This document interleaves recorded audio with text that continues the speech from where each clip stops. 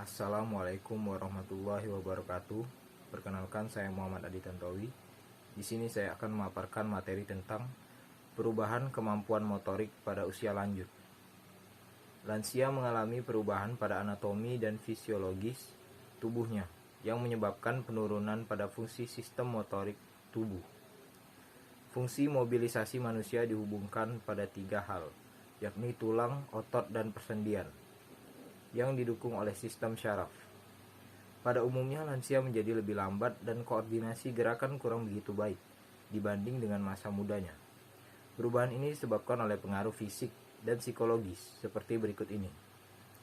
A. Penyebab fisik yang mempengaruhi perubahan dalam kemampuan motorik meliputi menurunnya kekuatan dan tenaga yang terjadi karena bertambahnya usia, menurunnya kekuatan otot, kekakuan dalam persendian, gemetar pada tangan, dan lain sebagainya. B.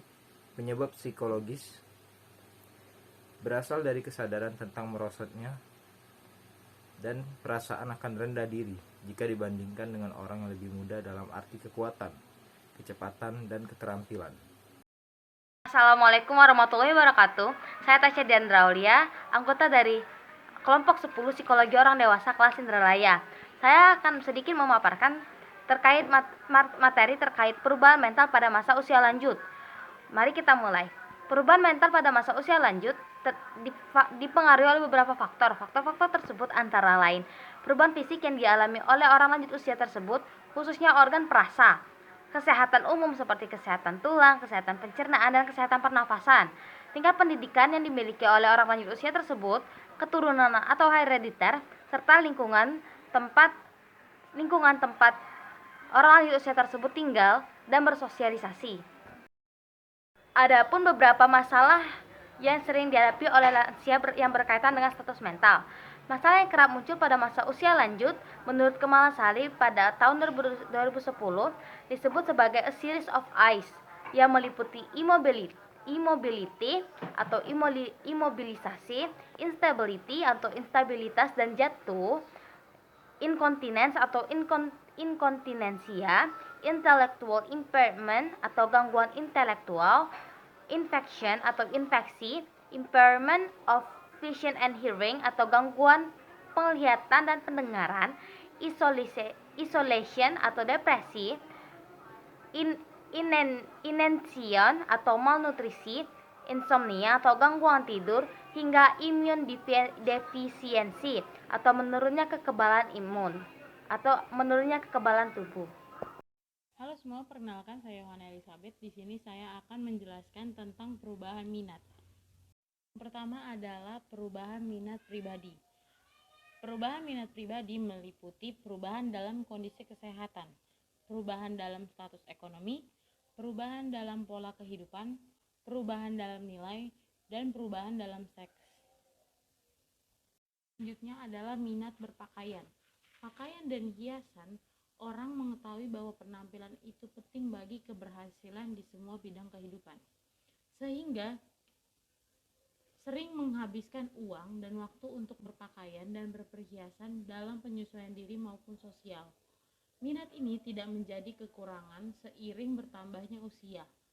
Selain meningkatkan penampilan, pakaian dan perhiasan pada masa dewasa dini merupakan indikasi status sosial, simbol individual, dan meningkatnya daya tarik. Selanjutnya adalah uang. Mereka tertarik pada uang karena dapat memenuhi kebutuhan saat ini. Daripada untuk hari ke depan, Anda anggap saja jika memiliki atau mengerjakan hal-hal yang ada dari kelompok kepemilikan itu akan mempercepat penerimaan dalam kalangan itu serta menetapkan kedudukannya. Memanfaatkan uang secara bijaksana atau terbawa kebiasaan sewaktu masih remaja. Selanjutnya adalah kreasi. Istilah kreasi diartikan sebagai kegiatan pemberian kesegaran atau mengembalikan kekuatan kesegaran rohani sesudah lelah atau sesudah mengalami keresahan batin. Banyak faktor yang mempengaruhi pola kreasi orang dewasa.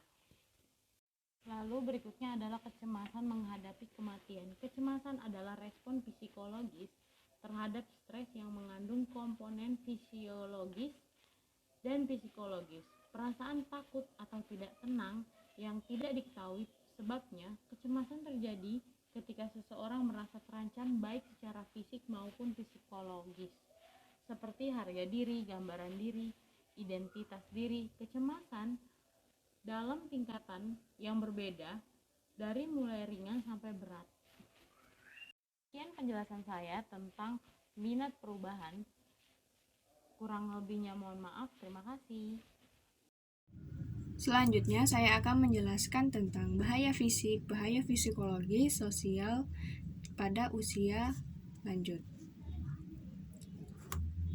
Bahaya yang bersifat psikologis meliputi kepercayaan terhadap klise tentang usia dini, maksudnya usia lanjut, misalnya perasaan rendah diri, perasaan tidak berguna, perubahan tidak enak akibat perubahan fisik, perubahan pola hidup, serta perasaan bersalah karena menganggur.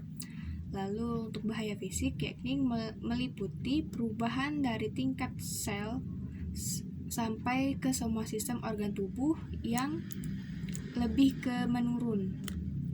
Di antaranya pernapasan, pendengaran, penglihatan, dan lain-lain. Lalu perubahan kondisi mental. Pada umumnya, usia lanjut mengalami penurunan fungsi kognitif dan psikomotor. Perubahan-perubahan mental ini kaitannya erat dengan fisik, keadaan kesehatan, tingkat pendidikan atau pengetahuan serta situasi lingkungan. Dari segi mental, emosional sering muncul perasaan pesimis, timbulnya perasaan tidak aman dan cemas, adanya kekacauan mental akut, merasa terancam akibat timbulnya suatu penyakit, dan takut terlantar oleh anak-anaknya. Lalu untuk perubahan bahaya psikososial, yaitu meliputi reaksi individu terhadap akan sangat beragam tergantung kepada kepribadian individu yang bersangkutan. Pada saat ini, orang yang telah menjalani kehidupannya dengan bekerja mendadak dihadapkan untuk menyesuaikan dirinya pada masa pensiun. Tetapi banyak pekerja pensiun berarti terputus dari lingkungan dan teman-teman akrabnya dan disingkirkan untuk duduk-duduk di rumah.